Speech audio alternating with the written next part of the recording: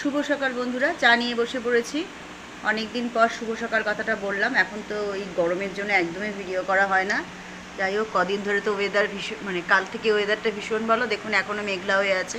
কাল সারাদিন বৃষ্টি হয়েছে। এই যে মা বসে আছে, মার আবার কাল থেকে জ্বর এসছে, শরীরটা ভালো না। আবার আগামীকাল থেকে অম্বাবচী, জানি না কি করবে।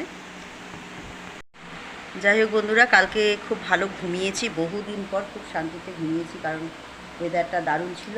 বরঞ্চ ঠান্ডাই লাগছিল রাত্রি মাঝরাত্রের দিকে। আমি কেন, আশা করি সবাই ঘুমিয়েছে ভালো, যাদের বাড়িতে এসি নেই। যাদের এসি আছে তারা তো কোনো ব্যাপার না, তারা গরমটা বাইরে মানে অতটা মালুম পায়নি, অন্তত রাত্রিবেলা শান্তি করে ঘুমোতে পেরেছে। যাই হোক বন্ধুরা, তাহলে এবার চাটা খেয়ে নিই। কম বিশেষ কি রান্না করি সেটা যদি সম্ভব হয় একটু ভিডিও করব। তাহলে এখন এতটুকু, পরে আসছে।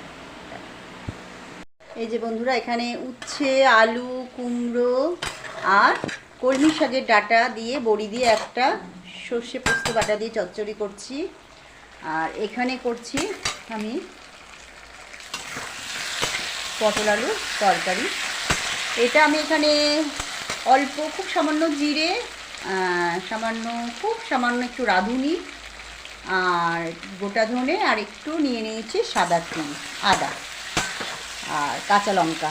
এই আমি মশলা পেস্ট করে নিয়েছি হচ্ছে গোটা জিরে, গোটা ধনে, ওদিকে হচ্ছে অল্প সামান্য রাঁধুনি বাটা, মানে রাঁধুনি, কাঁচা লঙ্কা, এই আমি আদা তো দেবই মাছ দিয়ে মশলাটা করে নিয়েছি। এটা নিরামিষ একটা পটল আলু একটু গামাখা গামাখা তরকারি করবো, কারণ ডালের সাথে তো খেতে লাগবে।